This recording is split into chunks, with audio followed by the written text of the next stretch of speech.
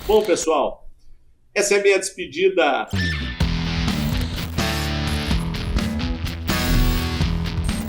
Olá, amigos e amigas da Focalize, sejam bem-vindos aqui ao nosso bate-papo da quinta, né? Porque sexta-feira, Natal, véspera de Natal, os mercados estão fechados, por consequência também não estaremos aqui, então resolvi antecipar o nosso bate-papo tradicional aqui da sexta-feira para essa quinta, porque estamos com a semana fechando e já temos elementos suficientes para fazer uma leitura do que aconteceu durante a semana e, evidentemente, tentar projetar algo para frente, mesmo com uma semana semi-morta, digamos assim, tendo em vista aí os feriados, tendo em vista a drástica queda de liquidez que é tradicional nessa época do ano.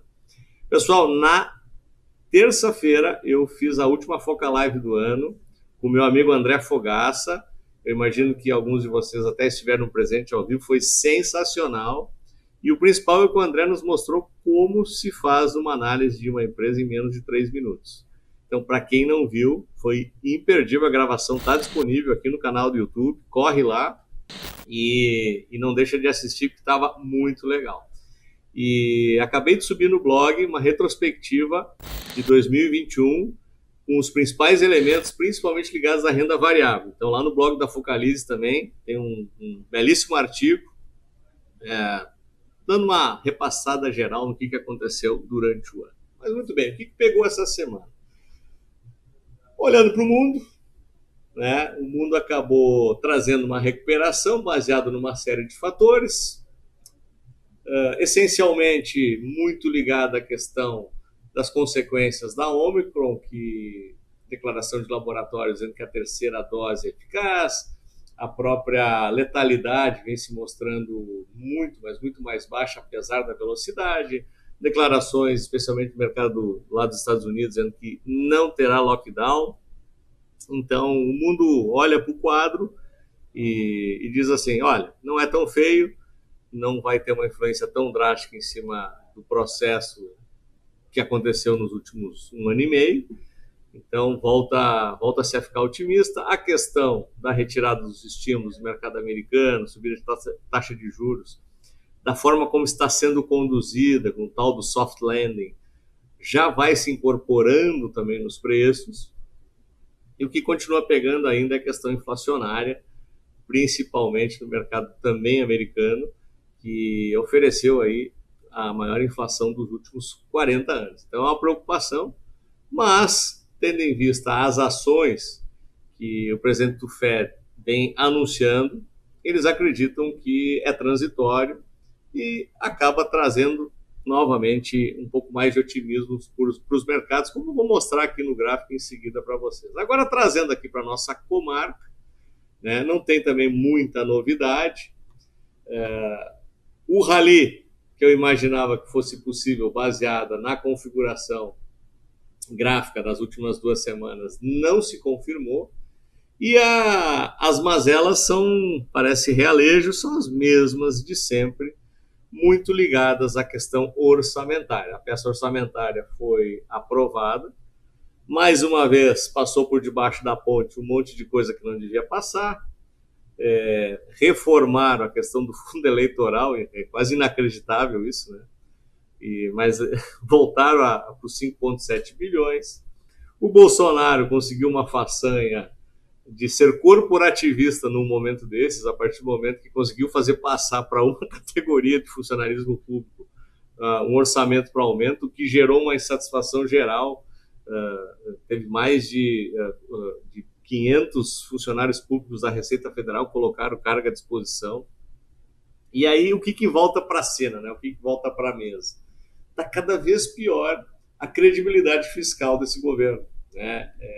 Quando começa a se aprovar determinados elementos que vão furar o teto, que era uma certa segurança que o mercado enxergava para que a peça orçamentária se mantesse, trazendo uma vida mais saudável para as contas públicas, isso vai tudo por água abaixo, né? E quando se pensa que se tirou o bode da sala, que não se vai ter mais elementos que possam colocar em risco o orçamento, a gente consegue colocar mais elementos para colocar em risco o orçamento. Consequência disso, os agentes não esperam para ver, eles atiram, depois correm com o alvo atrás, e como vocês já conseguem observar aqui no gráfico, os preços voltaram a patamares um pouco mais baixos, com uma queda muito grande de volume, e ela vem caindo dia a dia. À medida que se aproxima dos feriados, esse volume vai caindo.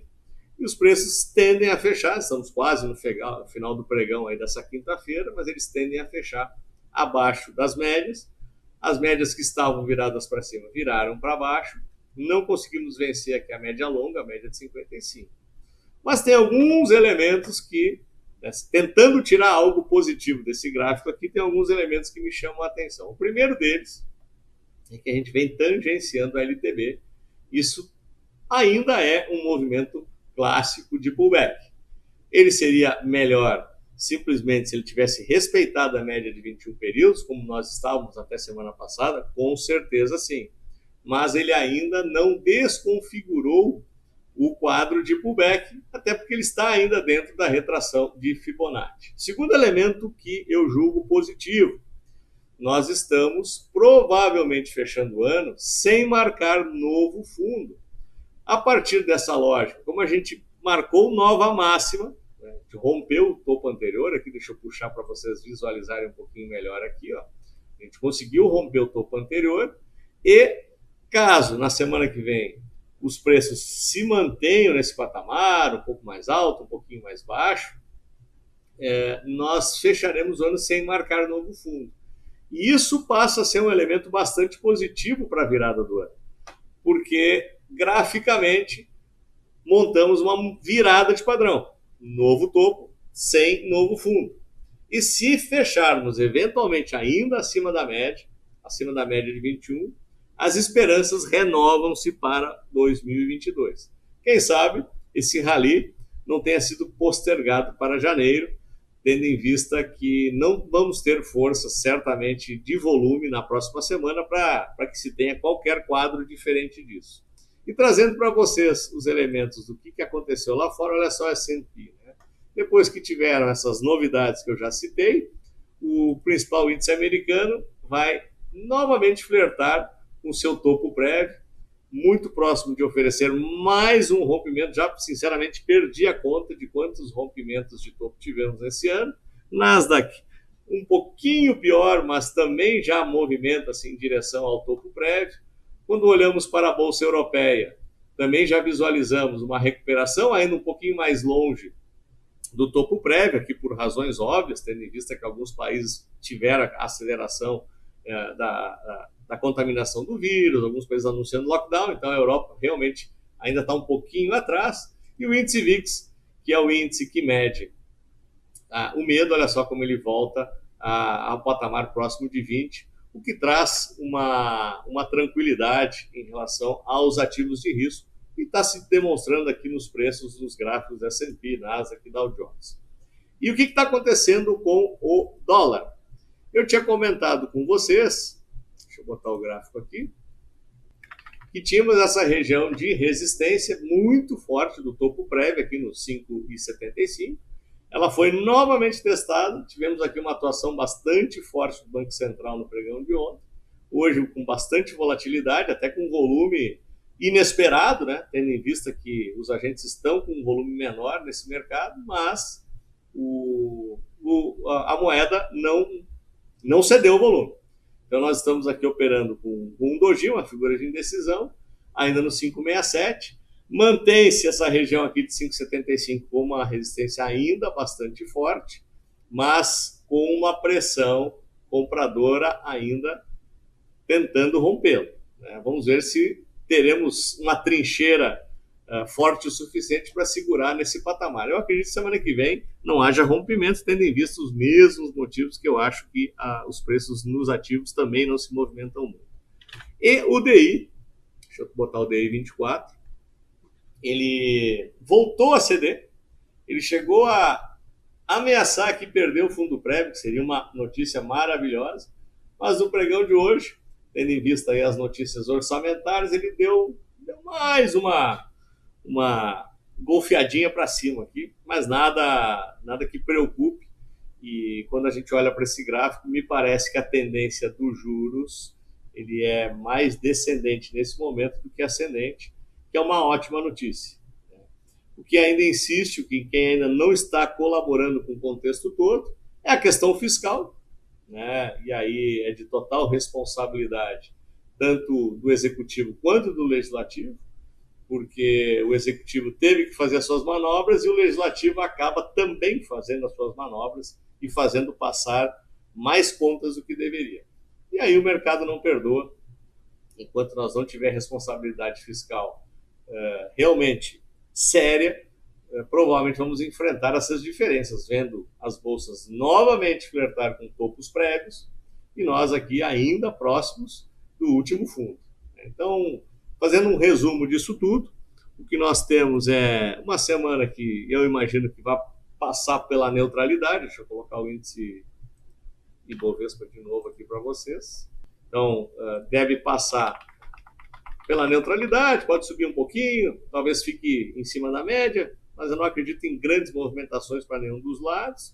Um dólar tendo uma resistência muito forte, 5,75, e espero que os juros consigam romper para baixo essa região aqui dos 10,60, o que seria uma ótima notícia para vocês. Bom, pessoal, essa é a minha despedida de 2021 para vocês. Eu estou tirando aí um breve período aí de folga, semana que vem tirar uns dias, então não estarei com vocês aqui para gravar o fechamento da semana que vem, e espero que todos tenham conseguido ter um ano maravilhoso, espero que todos consigam ter um encontro com as suas famílias aí na noite de Natal, e quero desejar um 2022 espetacular a todo mundo.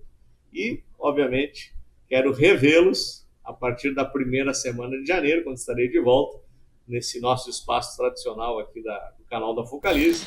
Então me despeço, meu último vídeo, volto a vê-los em 2022. Um grande abraço e até lá!